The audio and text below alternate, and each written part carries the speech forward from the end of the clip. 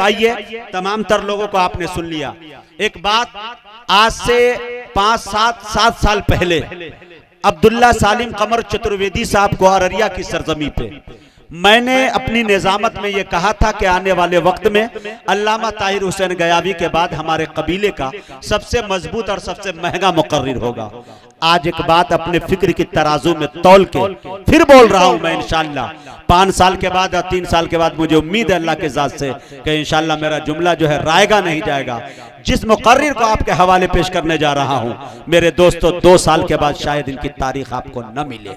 अल्लाह ने वो बला की सलाहियत दी है, ये नाम किसी और का नहीं, फादिल नौजवान, काफी सलाहियत के मालिक आली जनाब हजरत मौलाना सरफराज अहमद साहब मज़ाहिरी रहमानी चतुर्वेदी कटिहारी से मैं गुजारिश कर रहा हूं कि वो तशरीफ लाए और अपनी तकरीर से हम सामईन को नवाजे। माइक पर जनाब हजरत मौलाना सरफराज साहब मज़ाहिरी चतुर्वेदी। इन्नल हम्दुलिल्लाहि नहमदुहु व नस्तईनुहु व नस्तगफिरुहु व नु'मिनु बिही व नतवक्कलु अलैहि व नऊज़ु बिल्लाहि मिन शुरूरि अनफुसिना व मिन सय्यिआति अअमालिना मन यहदिहिल्लाहु फला मुज़िल्ल लहु व मन युज़लिलहु फला हादिय लहु व नशहदु अन ला इलाहा इल्लल्लाहु वहदहु ला शरीका लहु व नशहदु अन्न सय्यदना व मौलाना मुहम्मदन अब्दुहु व रसूलुहु। अम्मा बाद फ़अऊज़ु बिल्लाहि मिनश शैतानिर रजीम। बिस्मिल्लाहिर रहमानिर रहीम। या अय्युहल्लज़ीना आमनू अतीउल्लाह व अतीउर रसूल। वक़ाल अन्नबिय्यु सल्लल्लाहु अलैहि वसल्लम मन तअल्लमल क़ुरआन व अल्लमहु। वक़ाल अन्नबिय्यु सल्लल्लाहु अलैहि वसल्लम मन अहब्बहु फ़क़द अहब्बनी व मन अहब्बनी कान मई फ़िल जन्नह औ कमा क़ाल अलैहिस्सलातु वस्सलाम। दुरूद पाक पढ़िए। अल्लाहुम्मा सल्लि अला सय्यिदना मुहम्मद व बारक व सल्लम तस्लीमन कसीरन कसीरा।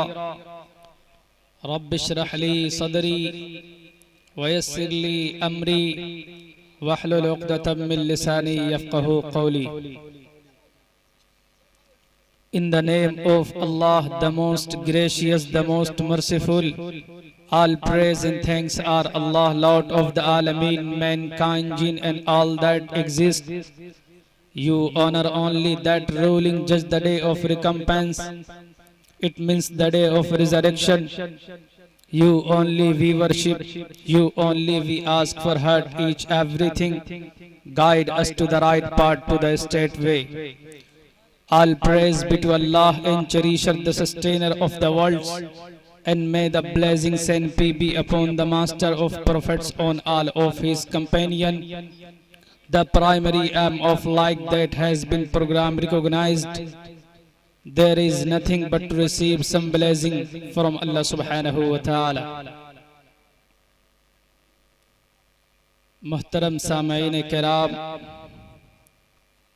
और स्टेज पर मुअज़्ज़ज़ व मुस्तनद उलमा किराम, मेहमानान इज़ाम, आज का ये जलसा जो आज के इस इलाके में तुर्रे इम्तियाज़ में अपनी जगह कायम कर चुका है, पहली बार आपके इस बस्ती में अल्लाह तबारक व तआला ने हाज़िरी का शर्फ दिया है। मैं दुआ करता हूँ कि रब्बे किब्रिया इस जलसे को कामयाब बनाए। जो लोग इस साइड खड़े हैं उन्हें उस नबी का वास्ता देता हूँ जिसके सदक़े में सारी कायनात बनी, वो पिंडाल में आ जाए, मजमे में आ जाए। जो इस साइड के लोग खड़े हैं वो सब मजमे में आ जाए। उन्हें उस नबी का वास्ता देता हूँ जिसके सदक़े में सारी कायनात बनी, और उन्हें उस नबी का वास्ता देता हूँ जिसको इंसानियत के लिए और दुनिया वालों के लिए ताइफ में पत्थर मारे गए। मुसलमानों, तुम्हें तुम्हारे नबी का वास्ता दे करके पैगंबर का वास्ता दे करके, आमना के लख्ते जिगर का वास्ता दे करके कहता हूं कि मजमे में जुड़ करके बैठ जाए। देखो दोस्तों, तुम्हें आना तो पड़ेगा, इसलिए कि मैं नबी का वास्ता दे रहा हूं, पैगंबर का वास्ता दे रहा हूं, जिसके सदक़े में अल्लाह तबारक व तआला ने इस ज़मीन को पैदा किया, आसमान को पैदा किया। अगर नबी पैदा न होते, या आसमान अपनी बुलंदी को खो देता, ये समंदर में बहने वाला पानी अपनी रवानगी को खो देता। मैंने अहकमुल हाकिमीन के कलाम की एक आयत और जनाब मोहम्मद रसूलुल्लाह सल्लल्लाहु अलैहि वसल्लम की हदीस पढ़ी।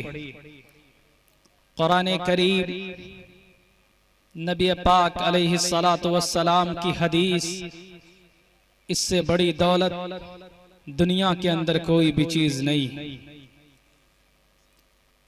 कुरान दुनिया की वह वाहिद किताब है जिसको बड़ी आसानी के साथ छोटे छोटे मासूम बच्चे हिफ्ज़ याद कर लेते हैं। आज मैं कुरान और अहादीस की रोशनी में बात करूंगा। इसके ज़िम्न में जो बातें आएंगी इंशाअल्लाह अल्लाह तबारक व तआला मेरे जहन में डालेगा, वो और मैं आपके सामने रखने की कोशिश करूंगा। आप दुनिया की कोई भी किताब को उठाकर देख लीजिए, उसको आसानी के साथ आप याद नहीं कर सकते, लेकिन कुरान दुनिया की वह वाहिद किताब है जिसको बड़े आसानी के साथ हमारे 9 साल 10 साल 8 साल के बच्चे हिफ्ज़ याद कर लेते हैं। आप दुनिया की किताब को कॉपी पेंसिल लेकर के बैठ जाओ, उनको नोट कीजिए। मैं आपको बता रहा हूं,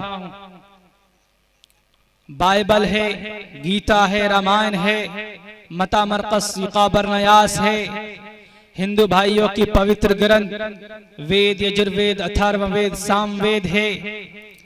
इन सारी किताबों को आसानी के साथ आप याद नहीं कर सकते और इनका पढ़ना भी सवाब नहीं है, लेकिन कुरान इनका पढ़ना भी सवाब है और इनका सुनना भी सवाब है, और हम और आप इनको बड़ी आसानी के साथ याद कर लेते हैं। इसका तजुर्बा है मुझे, because I was 11 years old that time. I remember by all Quran करीम मैं completed Hafiz Quran that time. जब मेरी उम्र 11 साल की थी, उस वक्त मैं हाफिज कुरान हो गया था। मेरे भाइयों, बड़ी दूर से बस का सफर करके, ट्रेन का सफर करके आपके बीच में आया हूं। सिर्फ यही वजह है, मेरा और कोई प्रोग्राम कैंसिल हो जाए मुझे परवाह नहीं है, but it's my great the responsibility to participate for Islamic programs. इस्लामी प्रोग्राम कहीं पर भी हो, मेरी एक कोशिश रहती है कि मैं वहां जरूर पहुंचता हूं।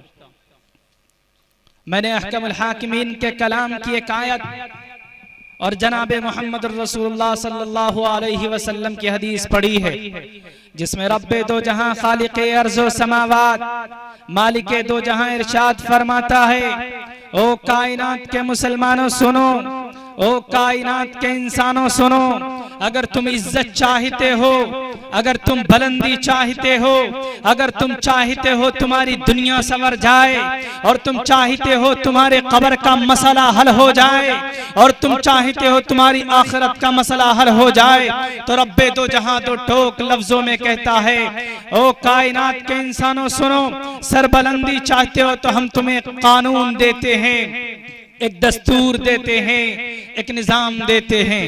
वो दस्तूर क्या है, वो कानून क्या है, वो निजाम जिंदगी क्या है? रब्बे दो जहां दो ठोक लफ्जों में कहता है, मा आताकुमुर रसूल फखुजूहु व मा नहाकुम अन्हु फंतहू। जो तुम्हें मोहम्मदुर रसूलुल्लाह दे उसे मजबूती से पकड़ो, और जिससे मोहम्मदुर रसूलुल्लाह तुम्हें रोक दे उससे रुक जाओ। क्या मतलब है? मोहम्मद रसूलुल्लाह कहे कि शादी ऐसे करो तो शादी ऐसे करो, मोहम्मद रसूलुल्लाह कहे कि नमाज पढ़ो तो नमाज पढ़ो, मोहम्मद रसूलुल्लाह कहे कि गाना मत सुनो, कुरान करीम की आयत तिलावत करो तो कुरान करीम की आयत को तिलावत करो। मोहम्मदुर रसूलुल्लाह कहे कि नमाज पढ़ो तो नमाज 5 वक्त नमाज पढ़ो। मोहम्मदुर रसूलुल्लाह कहे कि शादी इस्लामिक तौर तरीके पर करो तो इस्लामिक तौर तरीके पर आपको करना होगा, तब आपको कामयाबी मिलेगी, वरना आप लाख कोशिश कर ले आपको कामयाबी नहीं मिल सकती। क्यों? इसलिए कि इस्लाम के खिलाफ जाने में आप रिसर्च करें, पूरी दुनिया के अंदर जाकर के देख लें, इस्लाम के खिलाफ जो गया, जो भी मुसलमान गया वो तबाह बर्बाद हो गया। मोहम्मद रसूलुल्लाह ने इस्लाम की तबलीग की। आपकी पैदाइश यहां से बहुत दूर मक्कतुल मुकर्रमा की सरजमीन पर हुआ। आपके अब्बा मोहतरम का नाम अब्दुल्ला था, सभी जानते हैं। अम्मा मोहतरमा का नाम आमिना था। आप अलैहिस्सलातु वस्सलाम की उम्र जब 25 साल की होती है, that time every young blood, उस वक्त जवानी शबाब पर होती। आप अलैहिस्सलातु वस्सलाम का निकाह होता हजरत खदीजतुल कुबरा रजी अल्लाह ताला अन्हा से।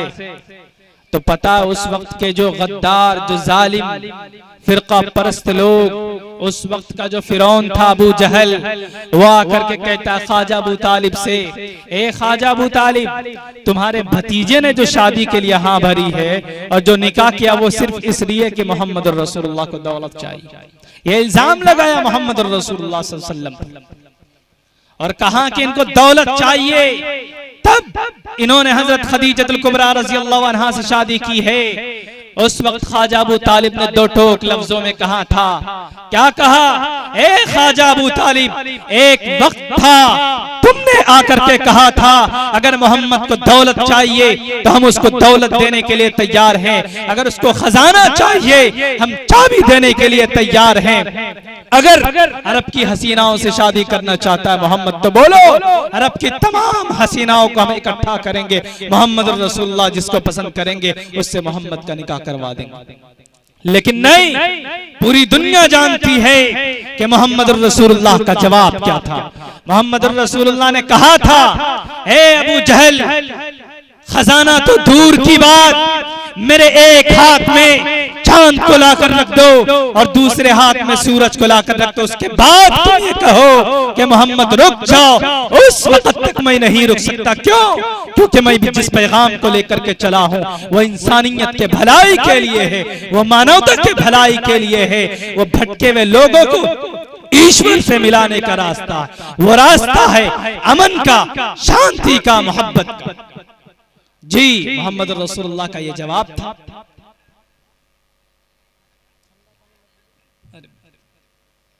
ठंडा पानी, ये मोहम्मद रसूलुल्लाह का जवाब था। अबू जहल वापस चला गया।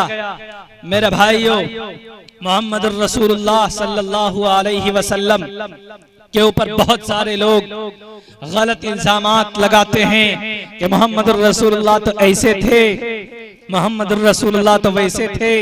मोहम्मद रसूलुल्लाह के मानने वाले पता नहीं क्या क्या इल्जाम लगाते हैं कि मोहम्मद रसूलुल्लाह के मानने वाले भी ऐसे हैं, वो गलत गलत काम करते हैं। और फिर क्या इल्जाम लगाते हैं मोहम्मद रसूलुल्लाह पर कि नऊजुबिल्लाहि मिन ज़ालिक, मोहम्मद रसूलुल्लाह ने जो 11 शादियां की, नऊजुबिल्लाह, ऐश परस्त थे मोहम्मद रसूलुल्लाह। पूरी तारीख आपको मालूम है। मोहम्मद रसूलुल्लाह के जो मानने वाले उनके ऊपर भी दाढ़ी टोपी पहनने वालों पर भी इल्जाम लगाया जाता कि मोहम्मद रसूलुल्लाह के जो मानने वाले हैं वो भड़काऊ भाषण देते। और जो मुसलमानों के जो मुगल साम्राज्य थे, बादशाह थे, इन्होंने भी इस्लाम को तलवार के आधार पर फैलाया था। ये गलत है। और क्या कहते हैं कि मुगल साम्राज्य के अंदर जो औरंगजेब रहमतुल्लाह अलैह थे, उन्होंने मस्जिद को तोड़ा था और मंदिर को भी तोड़ा था। अगर औरंगजेब रहमतुल्लाह अलैह इस्लाम ही परस्त होते या सिर्फ तशद्दुद परस्त होते तो मंदिर को तोड़ते, तो फिर मस्जिद को क्यों शहीद करवाते? ये तारीख उनको नहीं मालूम है। आओ मैं तुम्हें बताता हूँ, उज्जैन की महाकालेश्वर के मंदिर में किसका पैसा लगा है? औरंगजेब रहमतुल्लाह अलैह का पैसा लगा। काशी के विश्वनाथ के मंदिर में किसका पैसा लगा है? औरंगजेब रहमतुल्लाह अलैह का पैसा लगा। ये तारीख नहीं जानते, बस यही कहते हैं कि औरंगजेब रहमतुल्लाह अलैह ने तो मंदिर को तोड़ा। मोहम्मद रसूलुल्लाह से कहा गया बहर कैफ के मोहम्मद उठो और इस्लाम की तबलीग करो, इस्लाम के पर्चे को लहराओ। अल्लाह तबारक व तआला ने कहा या अय्युहल मुद्दस्सिर कुम फअंजिर व रब्बक फकब्बिर, मोहम्मद उठो और अल्लाह की वहदानियत को बयान करो। मेरे भाइयों, जब मोहम्मद रसूलुल्लाह ने खुलेआम तबलीग का काम शुरू किया तो पूरी दुनिया जानती है कि उक़बा इब्ने मुईद जब मोहम्मद रसूलुल्लाह सजदे में जाते हैं तो उक़बा इब्ने मुईद मोहम्मद रसूलुल्लाह के गले में कपड़ा को लपेट कर घसीटते हैं। मोहम्मद रसूलुल्लाह तड़पते हैं और वहां पर अबू लहब और अबू जहल वहां पर हंसते हैं। वो अबू लहब जो नबी को परेशान करने के लिए मशवरा करता है कि नबी को कैसे परेशान किया जाए, उसको कैसे तकलीफ दी जाए, नबी को परेशान करने के लिए मशवरा करता है और कहता है कि उक़बा इब्ने मुईद को तैयार किया जाए। उक़बा इब्ने मुईद को तैयार किया गया।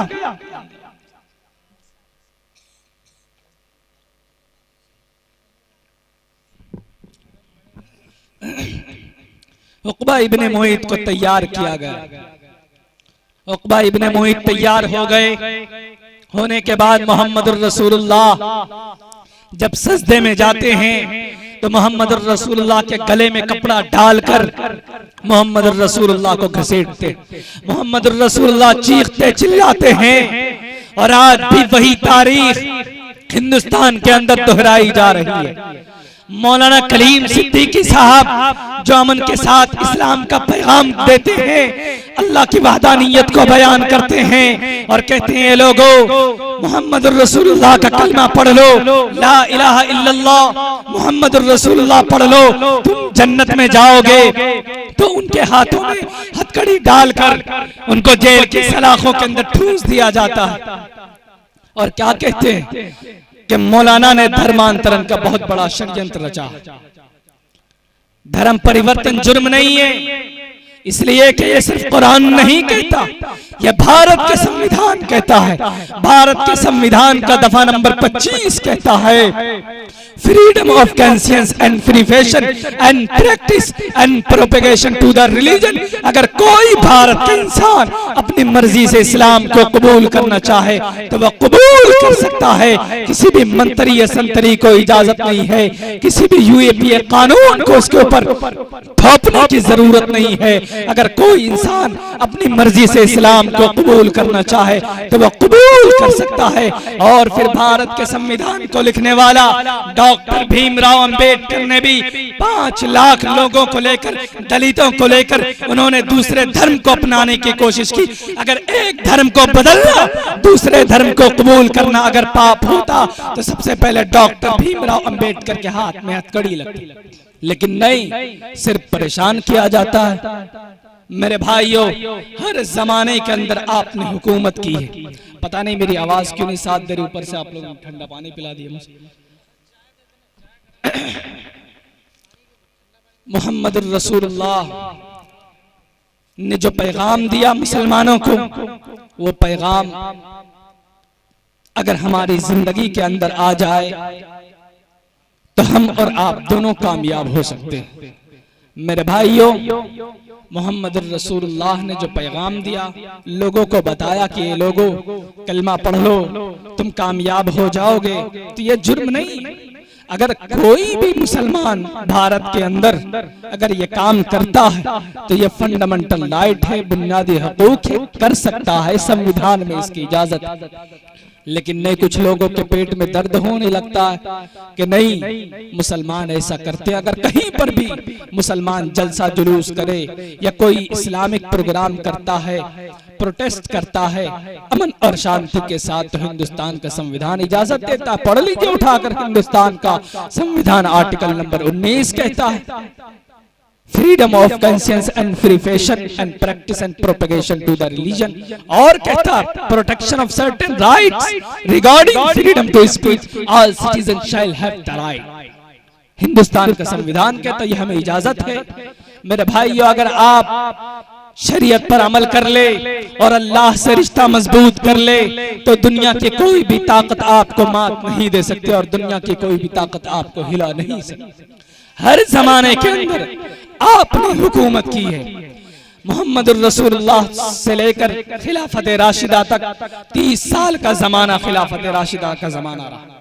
उसके बाद सल्तनत फातिमिया वजूद में आई, उसके बाद ममलूक सल्तनत आई, सुल्तान सलाहुद्दीन अय्यूबी आए, सल्तनत उस्मानिया वजूद में आई, और तुर्की के अंदर कमालुद्दीन अतातुर्क पाशा जो अपने कम्युनिज्म से हाथ मिलाने की वजह से अपनी कुर्सी दे दी, और फिर भारत के अंदर 1857 के अंदर मुगल साम्राज्य का खात्मा होता है बहादुर शाह जफर की सूरत में। यह तारीख आपकी है, लेकिन आज ये कौम क्यों बुज़दिल हो गई? क्या हम सिर्फ गोश्त खाने के लिए पैदा हुए हैं? क्या हम सिर्फ बिरयानी खाने के लिए पैदा हुए हैं? आज आपको कत्ल के जुर्म के अंदर आपको अंदर कर दिया जाता है, आपको नहीं मालूम आपको किस जुर्म के अंदर आपको अंदर किया गया। आपको पर धारा 307 लगाया जाता है, आप नहीं जानते। आपको पर धारा 302 लगाया जाता है, धारा 64 लगाया जाता है, धारा 376 लगाया जाता है, ये हम नहीं जानते। धारा 307 लगाया जाता है मर्डर के लिए, अटेम्प्ट टू मर्डर के लिए धारा 307 लगाया जाता है, धारा 302 लगाया जाता है, धारा 376 रेपिस्ट के लिए लगाया जाता है, ये हम नहीं जानते। हमारा अच्छा पढ़ा लिखा तबका नहीं जानता। अगर आप ये समझते हैं कि कुरान पर ही सिर्फ कामयाबी है, हदीस पर ही सिर्फ कामयाबी है, तो इसमें कोई शक नहीं। लेकिन जिस मुल्क में आप रहते हैं उसके जो कानून है, उसके जो लॉ एंड ऑर्डर है, उसका भी जानना जरूरी है। नहीं तो मौलाना कलीम उमर गौतम की तरह ये लोग अंदर डालते हैं। मेरे भाइयों, मोहम्मद रसूलुल्लाह का जो पैगाम था, आप अगर सुनेंगे आज जो बुराई पाई जाती है हिंदुस्तान के अंदर, ये इससे भी ज्यादा बुराई मोहम्मद रसूलुल्लाह के जमाने में थी। मोहम्मद रसूलुल्लाह की आमद से पहले इंसानियत के कातिल बन चुकी थी और इंसानियत के अंदर दरिंदगी पैदा हो गई थी। इंसानियत भूल गई थी कि इंसाफ क्या होता, और इंसानियत भूल गई थी कि दर्द क्या होता, इंसानियत भूल गई थी कि वफा क्या होती, और इंसानियत भूल गई थी कि मोहब्बत क्या होती। इन सारी चीजों को इंसानियत भूल गई थी। इंसानियत कत्ल गारत पर उतर आई थी। एक बाप अपने लख्ते जिगर को कत्ल कर देता, एक भाई अपने भाई को कत्ल कर देता, और एक बेटा अपने बाप को कत्ल कर देता, और एक बाप अपनी बेटी को कत्ल कर देता। इंसानियत का खून बहा रहा था। मुझे याद पड़ता है मोहम्मद रसूलुल्लाह आए और मजलूमों के जख्मों पर मरहम रखा गया। और मोहम्मद रसूलुल्लाह की आमद से पहले अरब की सरजमीन पर एक बादशाह रहता था जिसका नाम उमर था। उमर की लड़ाई और उमर का झगड़ा कबीला बनु तमीम से हुआ। कबीला बनु तमीम के इंसानों ने उमर के किसी आदमी को कत्ल कर दिया। उमर गुस्से में आकर के कहता है कि मैं जब तक कबीला बनु तमीम के 100 इंसानों को कत्ल नहीं कर देता उस वक्त तक मैं चैन से नहीं बैठूंगा। उमर अपने फौज को लेकर, लश्करी को लेकर वो जाता है, रवाना हो जाता है। कबीला बनु तमीम के बहुत सारे लोगों को पता चल गया था कि उमर लश्कर लेकर के आ रहा, उमर कबीला लेकर के आ रहा। कबीले के सारे लोग भाग गए, औरतें भी भाग गई, मर्द भी भाग गए, बच्चे भी भाग गए, बूढ़े भी भाग गए। लेकिन एक बूढ़ी औरत थी जो निहायत कमजोर थी, वो भाग ना सकी। जब उमर दाखिल होता है गांव में, देखता कि गांव के तो सारे लोग भाग गए, बच्चे भी भाग गए, बूढ़े भी भाग गए, औरतें भी भाग गई। अब किससे बदले लिए जाए, किससे बदला लिया जाए और किसका खून बहाया जाए? सारे जो बादशाह के जो खादिम थे वो ढूंढने लगे। ढूंढते हुए एक बूढ़ी औरत उसको मिली, और बूढ़ी औरत वो निहायत कमजोर थी। बादशाह से कहा कि बादशाह सलामत, यहाँ पर एक बूढ़ी मौजूद है। बादशाह ने कहा, अरे बूढ़ी है तो क्या फर्क पड़ता, उसे लाओ और ला करके यहाँ पर लाओ और एक आग का लावा रोशन कर। आग को तैयार किया गया, आग को जलाया गया, और आग की लपटें जब आसमान से बातें करने लगी तो बादशाह ने हुक्म दिया जल्लाद को कि इस बूढ़ी को पकड़ो और जलती हुई आग के हवाले कर दो। बूढ़ी ने कहा कि बादशाह सलामत, मैं तो आपके खानदान से भी ताल्लुक नहीं रखती, मेरा तो कोई कसूर भी नहीं है, मैं तो निहायत कमजोर हूँ, मैं तो आपकी उम्र के लिए दुआएं करूंगी, मुझे छोड़ दीजिए। अरे जिसने कत्ल किया उसको कत्ल करो, उसके भाई को कत्ल करो, उसके खानदान को कत्ल करो। लेकिन बादशाह के कान में चूभी ना आई और बादशाह ने कहा कि अरे बूढ़ी है तो क्या फर्क पड़ता, इसे भी पकड़ो और जलती हुई आग के हवाले कर दो। बूढ़ी को पकड़ा गया और जलती हुई आग में डाल दिया गया। ये वो जुल्म था, ये वो खतरनाक बातें थी जो नबी की आमद से पहले पूरे रूए जमीन पर फैल चुकी थी। बात यहीं तक खत्म नहीं होती, जुल्म और आगे बढ़ता, एक कदम और आगे बढ़ता। एक मुसाफिर आता, मुसाफिर भूख से तड़प रहा था, 3 दिन से मुसाफिर भूखा था। मुसाफिर ने देखा कि आग को जलते हुए देखा, मुसाफिर की भूख की शिद्दत ने मुसाफिर को आग के पास आने पर मजबूर कर दिया। मुसाफिर आग के पास पहुंचता है, बादशाह का कारिंदा उसको भी पकड़ लेता। पकड़ने के बाद बादशाह से कहता है, ए बादशाह सलामत, ये मुसाफिर आया है, मालूम करो इनके आने का मकसद क्या है। बादशाह ने पूछा, ए मुसाफिर तू यहाँ क्यों आया है, तेरा आने का मकसद क्या है। तो मुसाफिर ने कहा, बादशाह सलामत, मैं 3 दिन से भूखा हूँ, मेरी आंखें धंस चुकी है और मैं भूख से तड़प रहा हूँ। मैंने दूर से आग को जलते हुए देखा, मैंने सोचा कोई शादी हो रही होगी, कोई पार्टी हो रही होगी, आग जलाई जा रही है, खाना पकाया जा रहा होगा। मेरी भूख की शिद्दत ने मुझे यहाँ आने पर मजबूर कर दिया। बादशाह सलामत, मैं भूखा हूँ, मैं एक मेहमान हूँ। बादशाह ने कहा, अरे भूखा है तो क्या फर्क पड़ता, इसे भी पकड़ो और जलती हुई आग के हवाले कर दो। मुसाफिर ने दस्त बस्ता अर्ज किया, ए बादशाह सलामत, मैं तो आपके खानदान से भी ताल्लुक नहीं रखता, मेरा तो कोई कसूर भी नहीं है। ए बादशाह सलामत, मुझे इस मुसाफिर को, इस भूख से तड़पते हुए इंसान को अगर तूने आग के हवाले कर दिया, बता तेरे भाई का कौन सा बदला तेरा पूरा हो जाएगा। बादशाह ने कहा, अरे भूखा है तो क्या फर्क पड़ता, इसे भी पकड़ो और जलती हुई आग के हवाले कर दो। मुसाफिर को पकड़ा गया, आग में डाल दिया गया। ये वो जुल्म था जो नबी की आमद से पहले पूरे रूए जमीन पर फैल चुकी थी। ये बुराई पूरे रूए जमीन पर फैलती है। लेकिन जब मोहम्मद रसूलुल्लाह आए तो मजलूमों को इंसाफ मिला, बेटियों को जिंदा दरगोर कर दिया जाता था मेरे मुस्लिम भाइयों।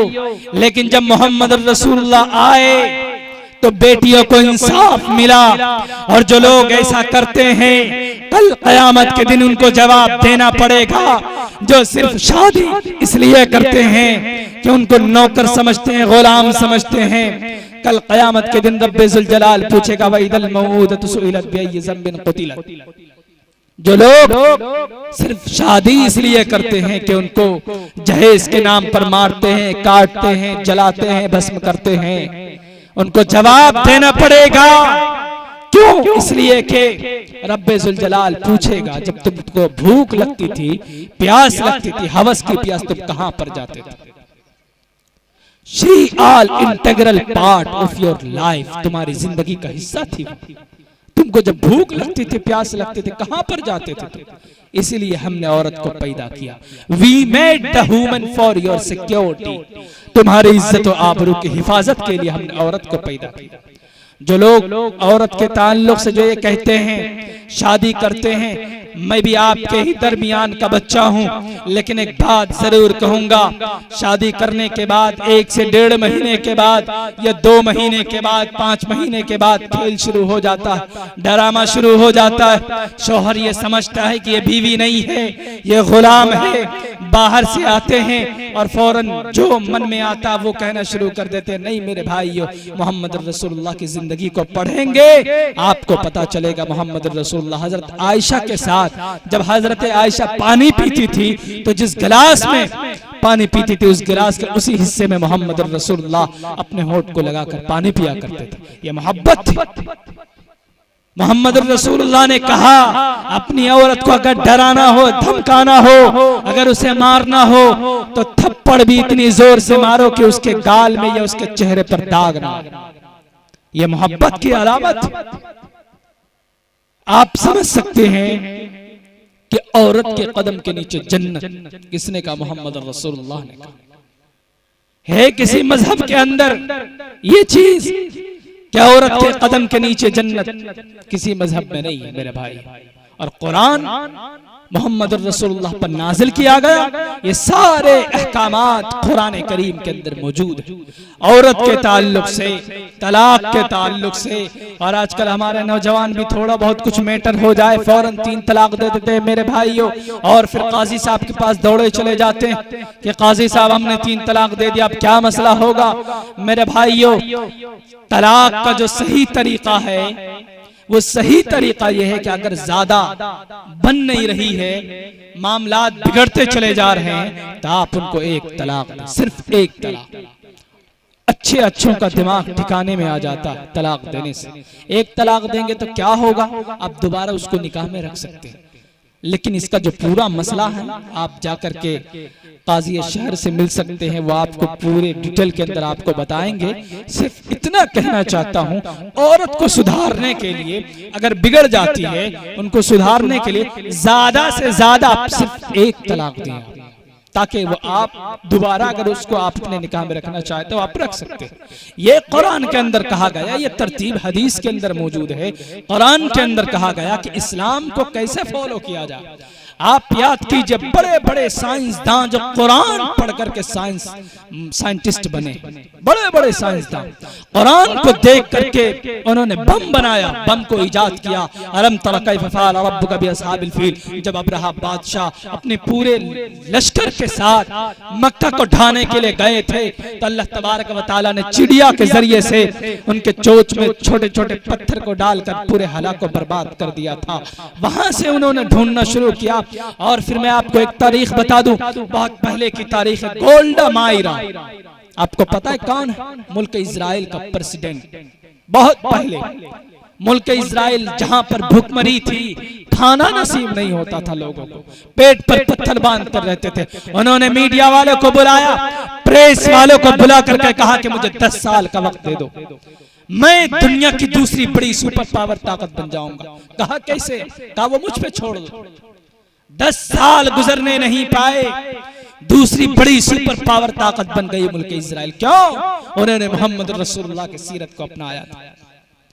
दोबारा प्रेस वालों को बुलाया, मीडिया वालों को बुलाया और कहा उनसे, मैंने तुमसे कहा था कि 10 साल गुजरने नहीं पाएंगे, मुझे दूसरी बड़ी सुपर पावर ताकत बनने से कोई नहीं रोक सकता। वो ताकत कौन सी ताकत थी?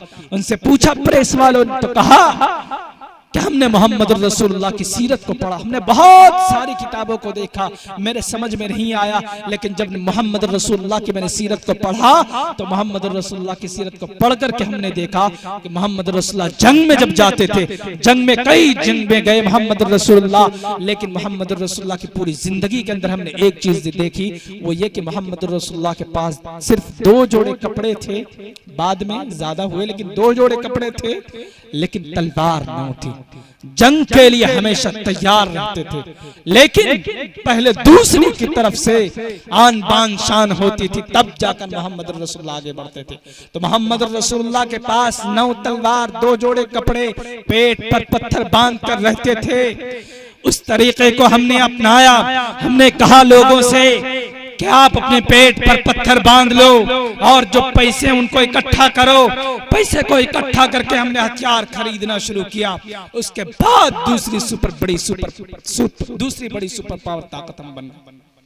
ये गोल्डा मायरा मोहम्मद रसूलुल्लाह की सीरत को पढ़कर सुपर पावर ताकत ये लोग बन जाते। और मोहम्मद रसूलुल्लाह की सीरत को सिर्फ अपनों ने नहीं, दूसरे लोगों ने भी अपनाया है, गैरों ने भी माना है मोहम्मद रसूलुल्लाह की सीरत को और उनके चरित्र को बयान किया। मोहम्मद रसूलुल्लाह का तज़किरा सिर्फ कुरान और अहादीस में नहीं है, बल्कि दुनिया के बहुत सारी ग्रंथों के अंदर मोहम्मद रसूलुल्लाह का तज़किरा मौजूद है। आप पढ़ सकते हैं द 100 बुक, इसमें भी मोहम्मद रसूलुल्लाह का तज़किरा। और कौन लिखता है आपको मालूम? एक क्रिश्चियन राइटर। मैं आपको एक बात बता दूं कि क्रिश्चियन मुसलमानों का सबसे बड़ा दुश्मन जो होता है वो क्रिश्चियन।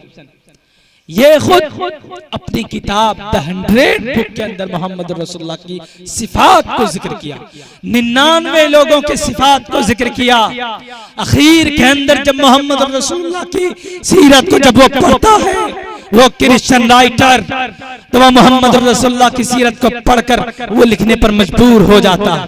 मोहम्मद रसूलुल्लाह के बारे में लिखता है कि इससे बड़ा बेहतर इंसान इस धरती पर कोई नहीं। वो क्रिश्चियन जो अपनी जवान जवान बेटियों को अपने धर्म को फैलाने के लिए कुर्बान कर देते, वो क्रिश्चियन राइटर।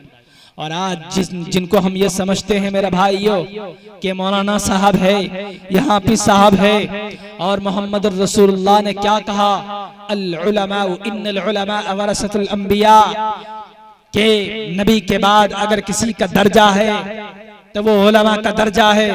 और एक जगह और फरमाया कि बनी इस्राइल का नबी और मोहम्मद रसूलुल्लाह का उम्मती दोनों बराबर। बनी इस्राइल का नबी और मोहम्मद रसूलुल्लाह के उम्मती का एक आलिम, दोनों बराबर है। फर्क सिर्फ इतना है कि वो नबी है या आलिम। इतना बड़ा दर्जा दिया गया उलमा का। लेकिन आज हम क्या करते हैं, उलमा के पीठ पीछे बुराई बयान करते हैं। मेरे भाइयों, जब ये कौम उलमा की बुराई बयान करना शुरू कर देगी, जब ये कौम हुफ्फाज़े किराम की बुराई बयान करना शुरू कर देगी, तो अल्लाह तबारक व तआला इन कौम पर अजाब नाजिल करेगा। वो अजाब क्या होगा? वो अजाब ये होगा कि इन पर जालिम बादशाह को मुसल्लत कर देगा रब्बे जुल जलाल। और जब ये कमाएंगे तो इनकी कमाई से रिस्क को, बरकत को खत्म कर देगा रब्बे जुल जलाल। कमाएंगे, आमदनी 10,000 रुपया होगा और खर्चे 20,000 रुपए होंगे। कहां से लाओगे पैसे? रिस्क से बरकत खत्म कर देगा रब्बे जुल जलाल। यह अजाब नाजिल करेगा, जालिम बादशाह को मुसल्लत करेगा, ताकि पेट्रोल का दाम 110 रुपए कर दिया जाए। मार्केट पर उनका कब्जा होगा, पानी पर उनका कब्जा होगा, शहर में उनका कब्जा होगा, पूरी दुनिया पर उनका कब्जा होगा। आपके उनके मर्जी के बगैर आप अपने घर से नहीं निकल पाएंगे। अगर मैं झूठ बोलता हूँ, पढ़िए मुफ्ती अबू लुबाबा आसिम साहब की किताब बरमुदाते कुन, दज्जाल कब और कहां पर आएगा। ये दज्जाल के चेले हैं, राक्षस की औलाद है, जालिम है। ये जो हिंदुस्तान की कौमी यकजहती तहजीब है, इनको ये लोग खत्म करना चाहते हैं। किसने बिठाया इनको गद्दी पर? हम और आपने वोट देकर इनको गद्दी पर बिठाया। अच्छा पढ़ा लिखा लोग अगर गद्दी पर आएगा तो ये देखने को हमको नहीं मिलेगा कि पेट्रोल का दाम 110 रुपए हो गया। कहीं पर भी मुसलमान के नाम पर कुछ भी कर देते हैं। कहीं पर दाढ़ी और टोपी वाला मिल जाए, उनको मारना पीटना शुरू कर देते। हिजाब के ऊपर कानून लगाते कि हिजाब नहीं पहना जाएगा। फंडामेंटल राइट भी है, बुनियादी हुकूक भी है, और हमारा इस्लाम भी कहता है। और हमारा सिर्फ इस्लाम नहीं कहता, बल्कि दूसरे धर्म की ग्रंथों में भी लिखा हुआ है कि सर से पैर तक, औरतों के सर से पैर तक औरतों को कवर करना चाहिए, अपने बदन को छुपाना चाहिए। ये सिर्फ कुरान नहीं कहता, ये सिर्फ हदीस ये बात नहीं कहती, बल्कि दूसरे ग्रंथों के अंदर भी मौजूद। लेकिन मेरे भाइयों, ईमान की जो ताकत है वो दिल के अंदर अल्लाह की तरफ से पैदा होता है। ये कब पैदा होगा? जब आप अल्लाह से रिश्ता मजबूत करेंगे, रसूलुल्लाह से रिश्ता मजबूत करेंगे। आपने देखा वो बेटी को, मुस्कान देखा, क्या ईमानी ताकत थी उनके अंदर। सामने से भीड़ आ रही थी, आरएसएस बजरंग दल के लोग थे, गले में गेरुए रंग के कपड़े पहनकर जो हिंदुस्तान की तहजीब को खत्म करना चाहते हैं ये लोग थे। जय श्री राम का नारा लगा रहे थे, जय श्री राम, जय श्री राम। तब जाकर उस बेटी ने कहा अल्लाहु अकबर। ये ताकत थी, ईमान की ताकत। ये हमारे अंदर भी ये ताकत होनी चाहिए। हम तो डर जाते, कहीं पर किसी मुसलमान की हत्या हो हम पीछे हट जाते। हमारे घर का पड़ोसी महफूज नहीं रहता। मोहम्मद रसूलुल्लाह की हदीस है, अगर तुम्हारे घर का पड़ोसी तुम्हारी बातों से अगर तकलीफ दे में है तो कल कयामत के दिन रब्बे जुल जलाल तुमसे पूछे। पूछेगा तुम्हारा पड़ोसी भूखा था। वो बात अलग है कि तुम्हारा पड़ोसी गैर मुस्लिम हो या फिर मुस्लिम हो, हिंदू हो, ईसाई हो, कोई भी हो, आपका पड़ोसी आपकी बात से तकलीफ में ना आए, इस बात का ख्याल हमें होना चाहिए। मेरा जहां पर गांव है कटिहार के अंदर, मैं बैरिया का रहने वाला हूं। कटिहार डिस्ट्रिक्ट में गांव है बैरिया, अहमदाबाद प्रखंड पड़ता है हमारा। वहां पर हमारे गांव की जो तादाद है तकरीबन 15,000 से कहीं ज्यादा। उस 15,000 के बीच में मेरे घर के जस्ट बगल में एक हिंदू रहता है। आज तक हम लोगों से कभी ऐसा नहीं हुआ कि उनको तकलीफ दें, उनको परेशान करें कि एक बीच में हिंदू बैठा हो हमारे दरवाजे के जस्ट बिल्कुल सट कर। बल्कि अगर परेशानी होती है तो उनकी परेशानी को दूर करने की कोशिश करते हैं। लेकिन बजरंग दल वाले ऐसा नहीं करते, आरएसएस के लोग ऐसा नहीं करते। ये जो जालिम गद्दार जो हिंदुस्तान की नफरत को, मोहब्बत को नफरत में तब्दील करना चाहते हैं, वो लोग ऐसा नहीं चाहते। कभी दाढ़ी का मुद्दा, कभी मंदिर का मुद्दा, कभी मस्जिद का मुद्दा, कभी गाय का मुद्दा, कभी मीनार का मुद्दा। ये लोग इतने कमबख्त शरीर दज्जाल के चेले हैं। ये लोग, इनको खत्म करना होगा कैसे? ये जालिम जो गद्दार लोग हैं, इनको खत्म करना होगा ईमानी ताकत के जरिए। जो मोहम्मद रसूलुल्लाह ने जो पैगाम दिया है उसको अपनी जिंदगी में दाखिल करेंगे तो आपके अंदर ईमानी ताकत आएगी। क्यों? इसलिए कि मोहम्मद रसूलुल्लाह के जमाने में सहाबा इकराम के अंदर कहां से इतनी ताकत आई थी? हजरत अली ने दाएं हाथ से कई सौ टन का था खैबर का दरवाजा, उनको दाएं हाथ से उठाकर फेंक दिया था। कहां से आई थी मेरे नौजवान दोस्तों? आज तो आपके हाथ में सिर्फ एक मोबाइल, उठाते ही यूं करके सेल्फी ले लो। कभी आपके हाथ उठे अपने हकूक को लेने के लिए? कभी आपका हाथ उठा है अल्लाह के सामने, अल्लाह से कुछ मांगने के लिए? जो मुल्क हिंदुस्तान के अंदर जो तबाही, बर्बादी, और मुल्क हिंदुस्तान से बाहर आउट ऑफ कंट्रीज के अंदर जो मुसलमान मारे जाते हैं, बर्मा के अंदर मुसलमान मार दिए गए, फिलिस्तीन के अंदर मुसलमान मारे गए, वहां की औरतें, वहां की बहनें चीखती रही, चिल्लाती रही कि मेरे मुस्लिम भाइयों कहां पर हो? तुम्हारा कुरान लूटा जा रहा है, तुम्हारी माँ और बहनों की इज्जत लूटी जा रही है, कहां पर सो गए तुम? ए टीपू सुल्तान की औलादो कहां हो तुम? सुल्तान सलाहुद्दीन की अय्यूबी की औलादो कहां हो? कहां पर सो गए? कहां चला गया आपका ईमान? आज हम दुआ करते हैं, हमारी दुआ हमारे सर से ऊपर नहीं जाती, आसमान से वापस आ जाती। क्यों? इसलिए कि हमारा ईमान कमजोर हो चुका। हमारे अंदर, दिल के अंदर जो ईमानी ताकत है वो सल्ब हो चुका, खत्म हो चुका। नमाज बेहयाई को रोकती है, लेकिन हम नमाज पढ़ते हैं, बेहयाई से नहीं रुकते। रोजा ख्वाहिशात को खत्म करती है, नफ्सी ख्वाहिशात को, लेकिन हम रोजा रहने के बावजूद हमारी नफ्सी ख्वाहिशात खत्म नहीं होती। क्या वजह? अल्लाह से वो लगाव नहीं है, वो मोहब्बत नहीं है। मोहम्मद रसूलुल्लाह की सिर्फ सीरत को पढ़ते हैं। मोहम्मद रसूलुल्लाह ने इस्लाम के खातिर ताइफ में चले गए, वहां जाकर के ये पैगाम दिया मोहम्मद रसूलुल्लाह ने, लेकिन आज हमारी जिंदगी के अंदर नहीं है वो पैगाम। जो लोग मोहम्मद रसूलुल्लाह के बारे में बोलते हैं कि मोहम्मद रसूलुल्लाह ने तलवार के आधार पर इस्लाम को फैलाया, आओ मैं तुम्हें बताता। मोहम्मद रसूलुल्लाह गए कहां? ताइफ में। वहां जब गए मोहम्मद रसूलुल्लाह तो ताइफ वालों को कहा, ताइफ वालों ला इलाहा इल्लल्लाह मोहम्मद रसूलुल्लाह का कलमा पढ़ लो, कामयाब हो जाओगे। लेकिन वहां के जो बादशाह था, वहां का जो दरिंदा जालिम था, वहां के लोग मोहम्मद रसूलुल्लाह पर ईंट पत्थर बरसाना शुरू किया। मोहम्मद रसूलुल्लाह खून से लहूलुहान हो गए, नालायन में खून भर गया। मोहम्मद रसूलुल्लाह एक दरख्त के नीचे आकर के बैठ गए। जिब्राइल और आकर के जिब्राइल ने कहा, ए मोहम्मद आप हुक्म तो करे, मैं जिब्राइल हूँ, जिब्राइल आपको पता है मेरी ताकत का, मैंने कौम लूत को जमीन में हाथ डाला था, आसमान पर ले जाकर मैंने पटक दिया था। मैं जिब्राइल हूँ, जिब्राइल मेरा एक पर मशरिक में होता है तो दूसरा पर मगरिब में होता है। आपको पता है ना मेरी ताकत का, मुझसे बड़ा ताकतवर इस धरती पर रब्बे जुल जलाल ने किसी को पैदा नहीं किया। आप हुक्म तो करें।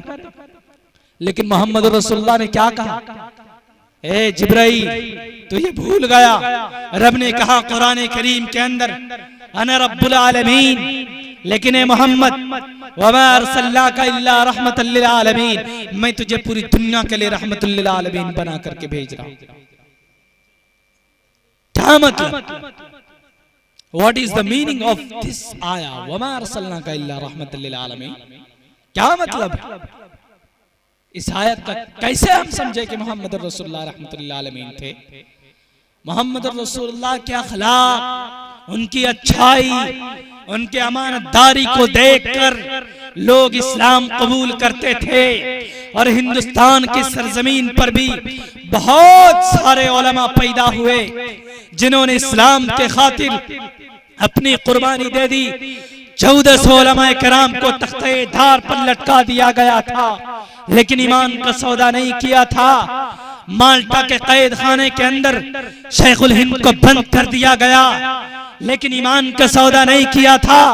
मौलाना फजल खैराबादी को जजीरा अंडमान निकोबार के अंदर कैद कर दिया गया था, लेकिन ईमान का सौदा नहीं किया था।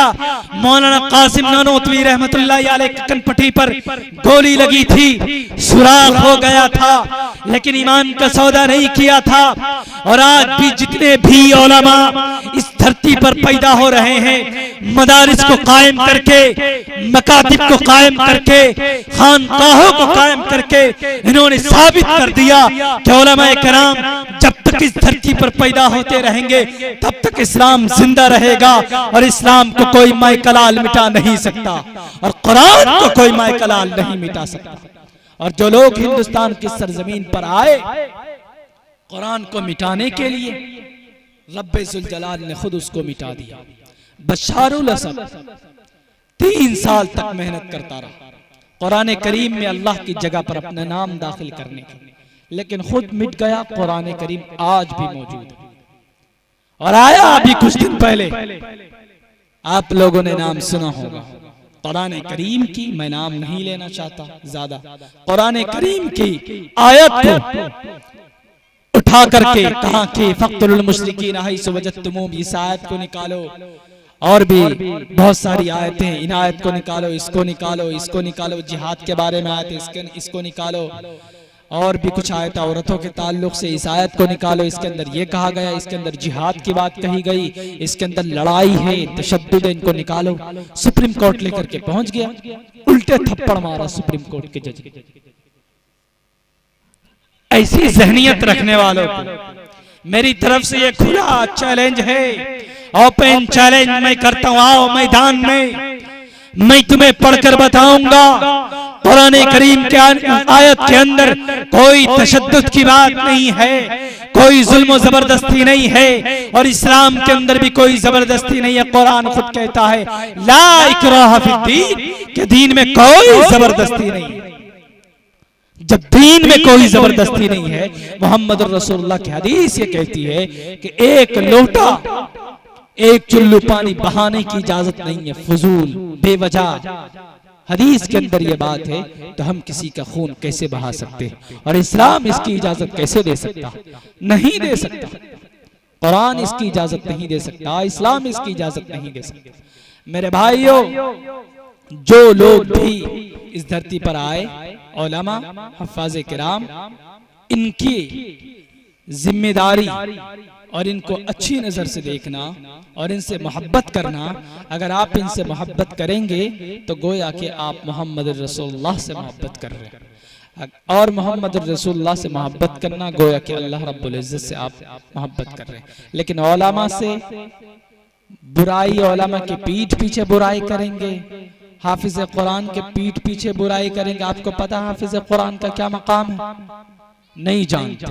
आप तो सिर्फ ये जानते हैं कि ये जो 35-40 रुपए मीटर कपड़े के अंदर जो मलबूस होकर रहते, यह हाफिज कुरान ज्यादा से ज्यादा 5-6 हजार इनकी तनख्वाह होगी।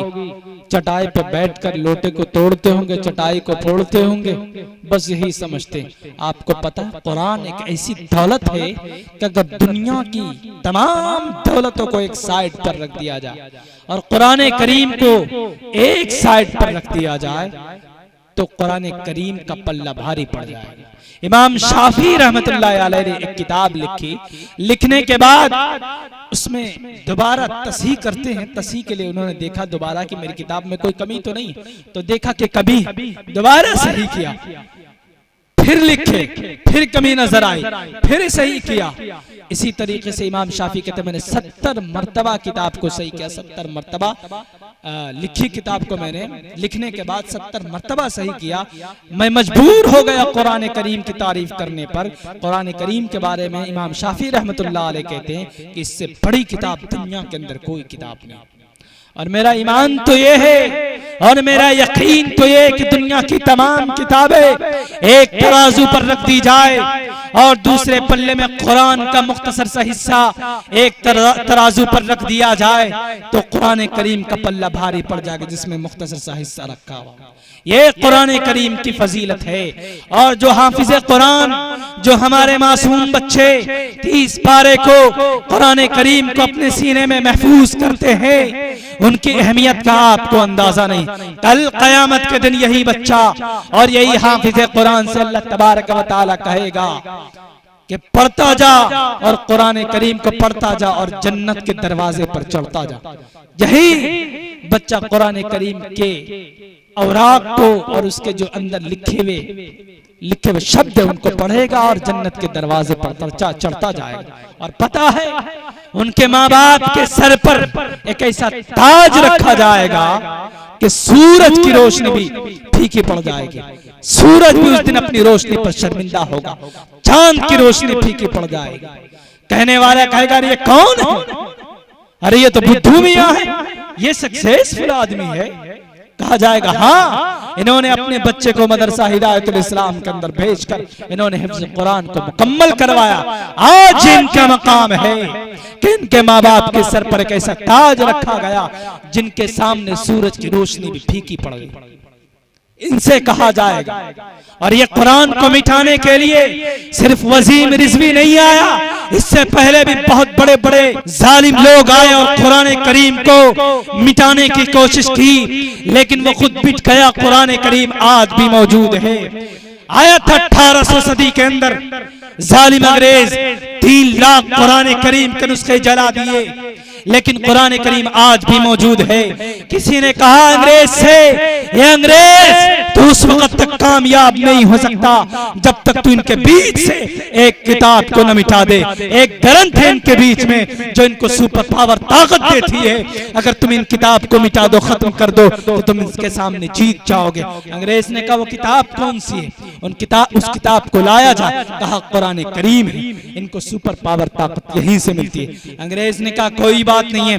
1800 सदी के अंदर 3 लाख कुरान करीम के नुस्खों को इकट्ठा किया और अंग्रेज आग जलाकर कुरान करीम के सारे अवराक को, सारे कुरान करीम को जला दिया गया, भस्म कर दिया गया। और अंग्रेज इतराने लगा और कहने लगा कि अब तो मैं जीत गया, मुझसे बड़ा ताकतवर इंसान इस धरती पर अब कोई नहीं है। एक आलिम दीन आए और आकर के कहा अंग्रेज तो उस वक्त तक कामयाब नहीं हो सकता जब तक इस रूए जमीन पर अल्लाह का नाम लेने वाला जिंदा है और इस्लाम का प्रचार करने वाला जिंदा है, तो उस वक्त तक कामयाब नहीं हो सकता। अंग्रेज ने कहा कैसे? मुझे दलील चाहिए। अंग्रेज से आलिम दीन ने कहा एक बच्चे को बुलाया, 9 साल के बच्चे को बुलाया और उस बच्चे को बुलाने के बाद उस बच्चे से कहा कि कुरान करीम पढ़ो। वो बच्चा कुरान करीम पढ़ता गया। अल्हम्दुलिल्लाहि रब्बिल आलमीन सयक़ूलु शुफ़हा तिलकर रुसुल लन तनालुल बिर्रा हत्ता तुनफ़िक़ू वल मुहसनात ला युहिब्बुल्लाह व इज़ा समिऊ वलौ अन्नना।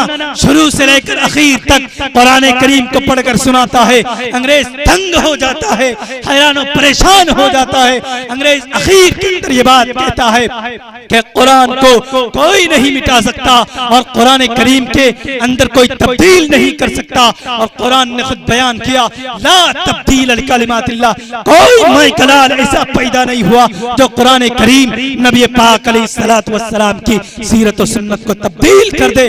कोई माँ ऐसा पैदा नहीं हुई जो ऐसा बच्चा पैदा कर दे। हजरत आदम अलैहिस्सलाम से लेकर आज तक और आज से लेकर क़यामत तक कोई माइकलाल ऐसा पैदा नहीं हुआ जो कुरान करीम नबी पाक अलैहिस्सलातु वस्सलाम की सीरत और सुन्नत को तब्दील कर दे। आखिरकार माना है सुप्रीम कोर्ट ने, जब वसीम रिजवी कुरान करीम की चंद आयतों को लेकर पहुंचता है, कुरान करीम ने इनकार किया, यह गलत है, उनके ऊपर जुर्माना लगाया गया। और कुरान करीम इस बात और सुप्रीम कोर्ट ने इस बात को भी माना है कि कुरान करीम के बहुत सारे ऐसे अहकामात हैं जो कुरान करीम के अंदर लिखी गई, कुरान करीम के जो अहकामात हैं उनके ऊपर सुप्रीम कोर्ट ने इस बात को भी माना है कि 9 साल से कम उम्र बच्चे का जो रेपिस्ट होगा, जो हत्यारा होगा, जो जालिम होगा, उसको सजाए मौत मिलनी चाहिए। क्यों? इसलिए कि ये कुरान का फैसला है, ये रब्बे जुल जलाल का फैसला है। रब्बे जुल जलाल के फैसले को अपनाने में भलाई है और इसके कानून के खिलाफ कानून बनाने में you can't success in this world, तुम कयामत तक कामयाब नहीं हो सकते और कयामत तक एक अच्छी हुकूमत नहीं बना सकते।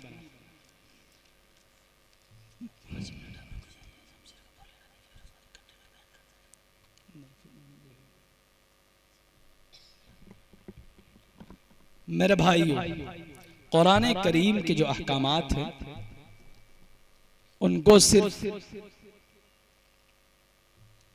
सुप्रीम कोर्ट ने नहीं बल्कि दुनिया के बहुत सारे लोग हैं उनको माना है। और कुरान करीम के अंदर जो बातें कही गई है इन पर अमल करना ये हम सब के लिए फायदेमंद है, बल्कि हम सब के लिए नहीं, पूरी दुनिया के लिए। और कुरान करीम के अंदर एक आयत है हुदल लिन्नास। इस आयत का मतलब it is Arabic word is used for all mankind in the world in entire world।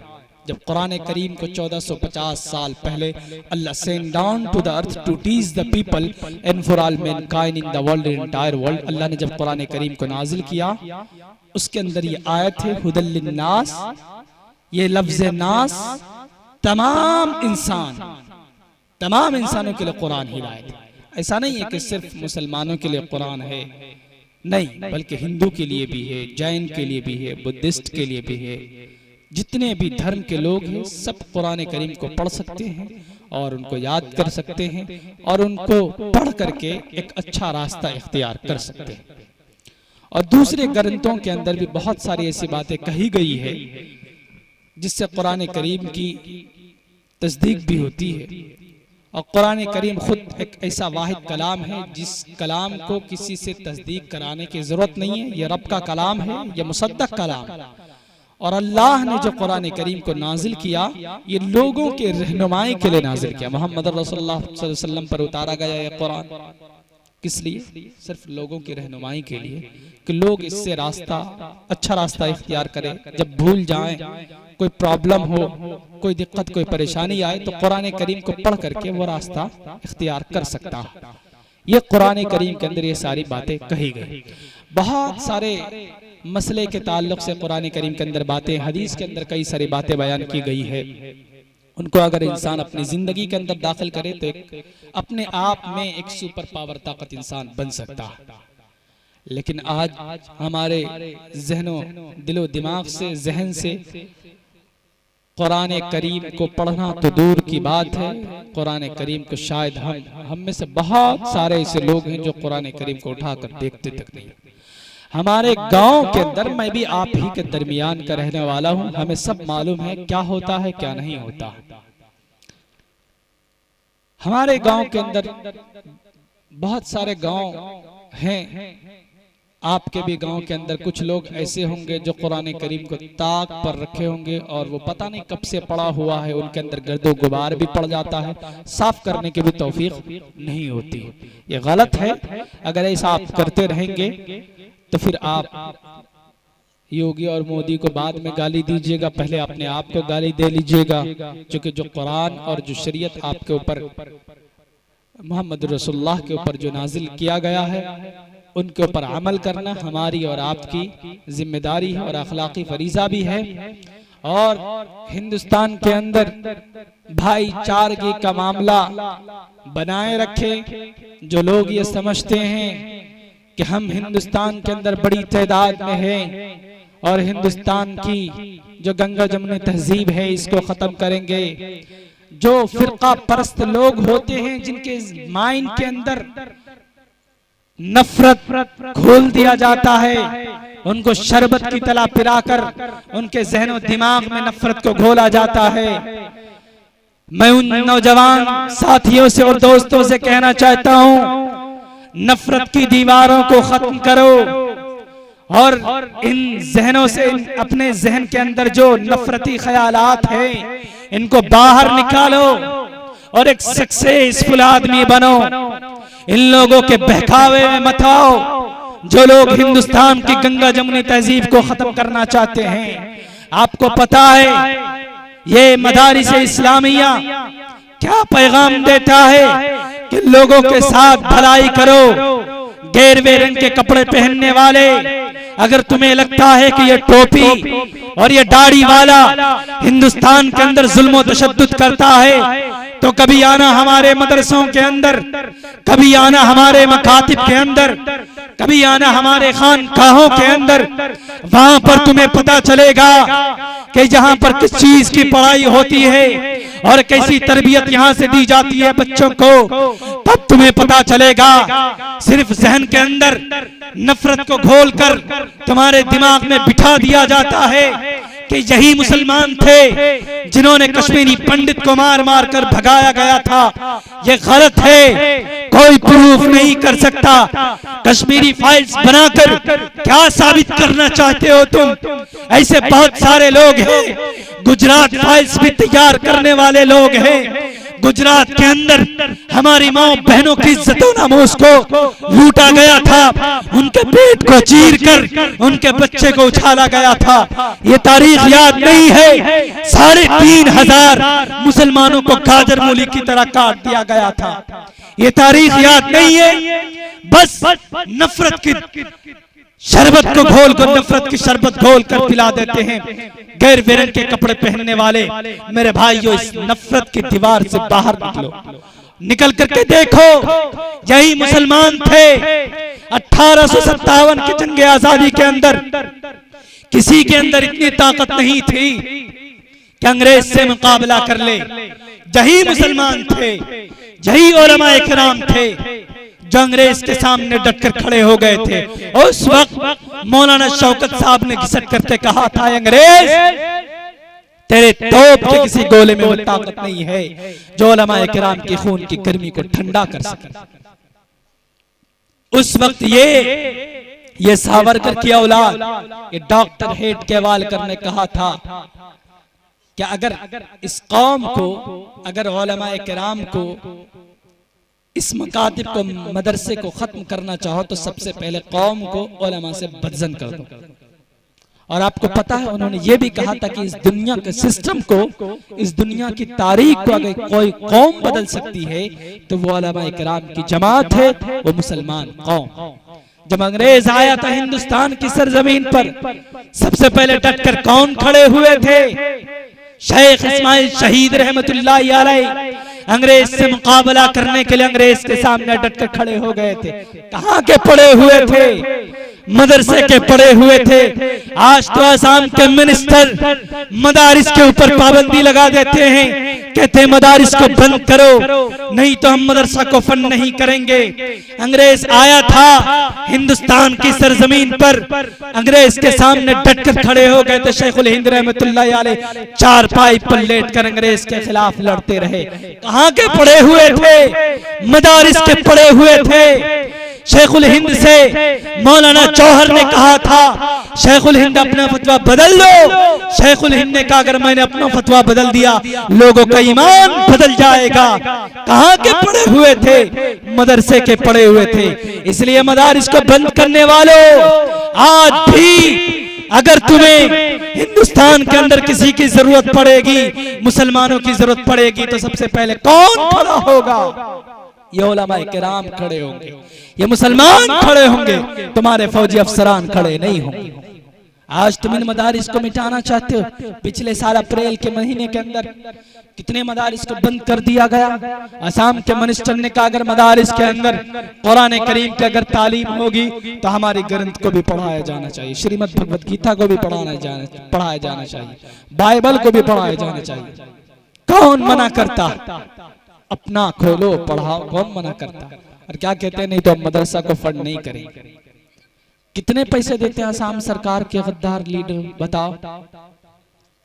मदरसे के अंदर जो चंदा होता है वो आप 2 रोटी खाते, 1 रोटी बचाकर आप मदरसा में चंदा देते, तब जाकर वहां की बिल्डिंगें खड़ी, तब जाकर बिहार की बिल्डिंगें खड़ी, तब जाकर यूपी में जो मदारिस है वहां की बिल्डिंगें खड़ी। ये हमारे पैसों से बनी हुई बिल्डिंग। लेकिन नहीं, कुछ लोगों के पेट में दर्द होने लगता और कोई काम तो नहीं करेंगे। बस हिंदुस्तान के अंदर कैसे करके सुपर पावर ताकत बने। कुछ गद्दार लोग हैं बैठे हुए कुर्सी पर, वो ये चाहते हैं कि बस हमारी कुर्सी बनी रहे, बाकी सब भाड़ में जाए, उनसे कोई मतलब नहीं। सारे चीजों को बेच दिया गया। क्या रहा आपके हिंदुस्तान के अंदर? एयरलाइंस बेचा जा रहा, बेच दिया गया, रेल को बेच दिया गया, कई सारे किले को बेच दिए गए।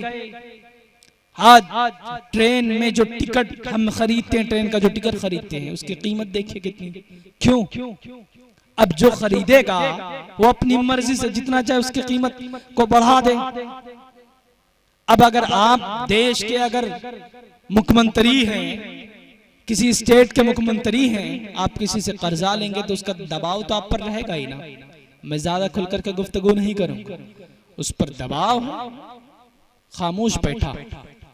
मेरे भाइयों, आपको मजबूत बनना होगा अपनी शरीयत से, अल्लाह से रिश्ता मजबूत बनना होगा। जब आप मजबूत बनेंगे तो टीपू सुल्तान जैसा बच्चा आपके कौम के अंदर पैदा होगा।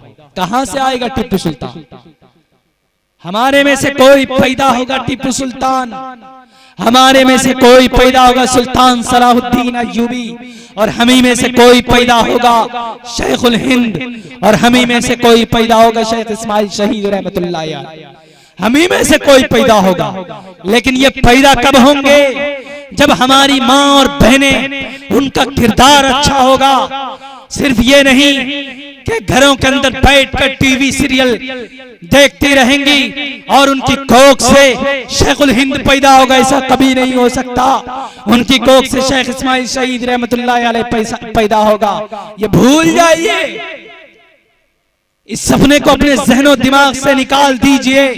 कैसा कोई बच्चा पैदा होगा, लेकिन हो सकता है जब उनकी माँ का किरदार अच्छा होगा, उनकी माँ का रोल अच्छा होगा, माँ पर्दे के अंदर मलबूस रहेगी, टीवी सीरियलों से उनका ज्यादा राब्ता नहीं होगा, ज्यादा मतलब नहीं बल्कि कुछ भी राब्ता नहीं होगा।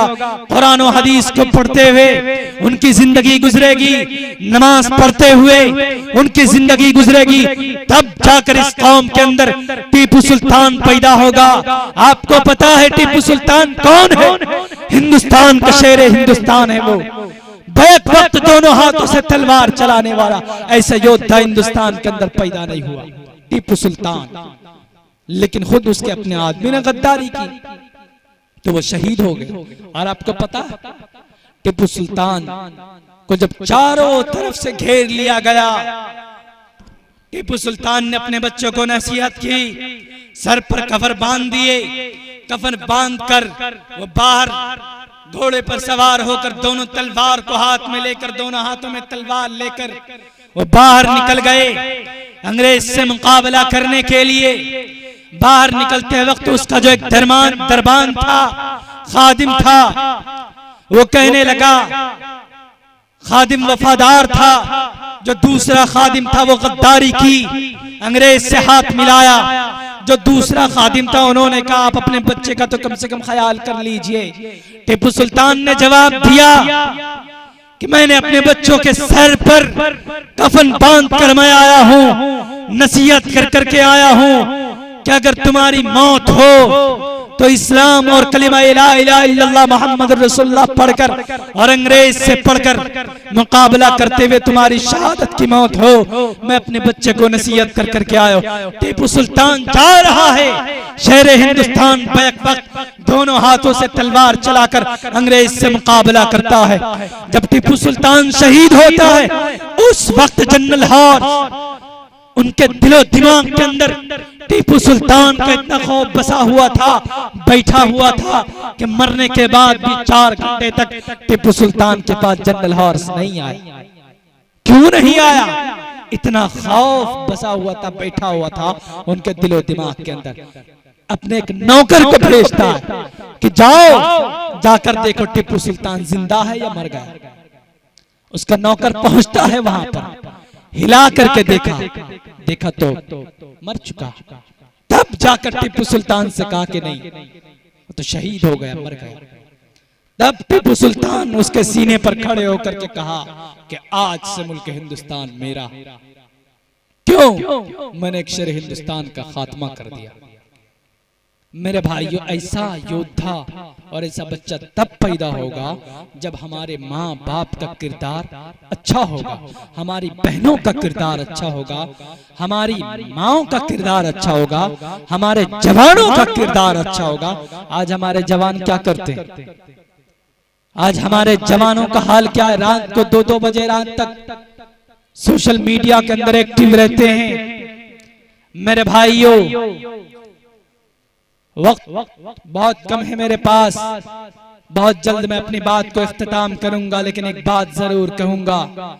सोशल मीडिया का इस्तेमाल करते हैं आप, लेकिन सोशल मीडिया का इस्तेमाल करें अच्छाई के लिए, बहुत फायदेमंद चीज है, लेकिन उनको सही इस्तेमाल करेंगे तो वो फायदा देगा आपको। लेकिन अगर गलत तरीके से इस्तेमाल करेंगे तो सबसे बड़ा नुकसान देगा आपको। आपकी जिंदगी तबाह हो सकती है, आपकी जिंदगी बर्बाद हो सकती है। 2-2 बजे रात तक मोबाइल के अंदर आप चैटिंग करते हैं, क्या फायदा मिलता है आपको ऐसा करके? मेरे भाइयों, थोड़ी देर के लिए अपने दिलो दिमाग को शांति रखकर मस्जिद में जाकर 2 रकात नमाज पढ़कर रब से रिश्ता मजबूत कीजिए, अल्लाह के सामने गिड़गिड़ाइए, अल्लाह से माफी मांगे, तौबा कीजिए। आपकी जिंदगी बने ना बने, लेकिन आपकी जो आने वाली नस्ल होगी उनकी जिंदगी इंशाअल्लाह जरूर बनेगी और आपका भी मुस्तकबिल रोशन होगा। मेरे भाइयों, रब्बे जुल जलाल अगर आपके अमाल सही हो, अगर आपकी नियत सही हो, इन्नमल अमालु बिन्नियात के तहत अगर आप सही करते हैं, सही काम करते हैं, रब्बे जुल जलाल भी उसी के मुताबिक फैसला करेगा। लेकिन आप अगर सही नियत से अच्छे काम को सही नियत से नहीं करेंगे, गलत काम करेंगे, अच्छे काम नहीं करेंगे, तो फिर आपका मुस्तकबिल रोशन नहीं हो सकता। क्या फायदा 2 साल, 5 साल, 8 साल, 10 साल की जिंदगी आप ऐसे लेते हैं जैसे 10 साल तक हम मस्ती करेंगे, 15 साल तक करेंगे, उसके बाद क्या होगा? इस वक्त नौजवानों को सुधरने की जरूरत है। अगर नौजवान सुधर जाएंगे तो फिर इस कौम के अंदर एक इनकलाब आएगा इस कौम के अंदर, इस बस्ती के अंदर, इस गांव के अंदर, इस शहर के अंदर एक इनकलाब बर्पा होगा। नौजवान मजबूत बनेंगे, इकट्ठा होंगे, मुत्तहिद होंगे, अल्लाह से रिश्ता मजबूत करेंगे, तब जाकर कौम आगे बढ़ेगी और कौम का मुस्तकबिल रोशन होगा। मेरे भाई, अब पर्ची पे पर्ची आ रही है मेरे पास, तो इंशाअल्लाह पता नहीं आवाज़ भी मेरे साथ नहीं है। हयात बाकी, मुलाकात बाकी, वाखिर दावाना अल्हम्दुलिल्लाह।